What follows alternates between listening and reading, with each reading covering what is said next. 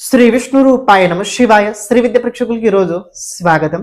ఒక సంక్షిప్తంగా చెప్తున్న 2026 మేషరాశి వారికి ఎలా ఉంటుందో అని. 2026 మేషరాశి వారికి కనుక చూసుకున్నట్లయితే బాగుంది.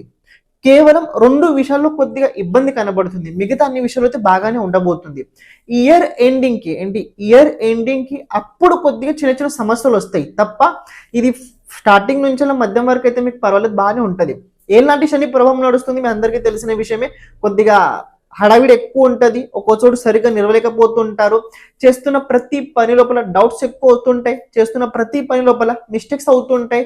పని సక్రమంగా ఏది పూర్తి జరిగే అవకాశాలు ఎక్కువగా ఉండవు. కానీ ప్రయత్నం చాలా బలంగా ఉంటుంది. ఈ సంవత్సరం ప్రయత్నం బలంగా ఉంటుంది. ఎవరికైతే పెళ్లి అవ్వలేదో వాళ్ళకి సంవత్సరం పెళ్లి యోగం ప్రబలంగా ఉండబోతుంది.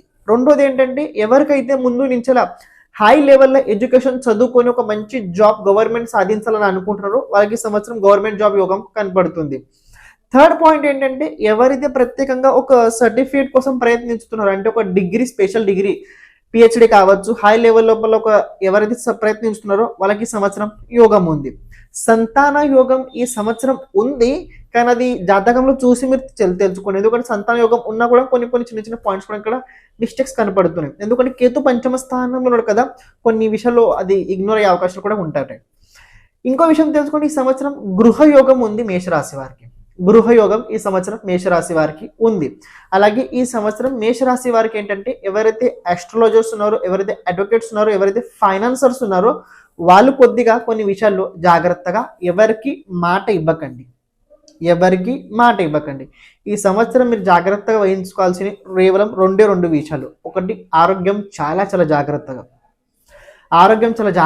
ఈ సంవత్సరం కొద్దిగా హెల్త్కి సంబంధించి ఖర్చులు భయంకరంగా కనబడుతున్నాయి.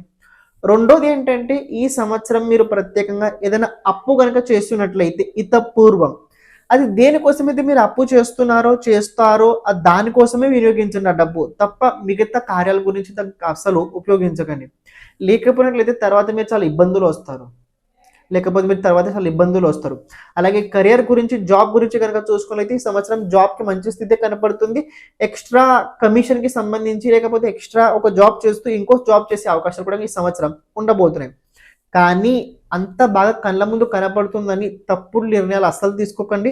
తొందరపాటు లోపల ఏదైనా కొత్తది ప్రారంభించేటప్పుడు ప్రయత్నించేటప్పుడు ఎవరిదైనా సలహా మీరు తప్పకుండా తీసుకోవాలి. లేకపోతే ఇప్పుడు మీరు ఏదైతే తొందరపాటు చేస్తున్నారో భవిష్యత్తులో అవి మిమ్మల్ని చాలా బాధ పెట్టే అవకాశాలు చాలా ఎక్కువగా ఉంటుంటాయి. శ్రీమాత్రే నమః.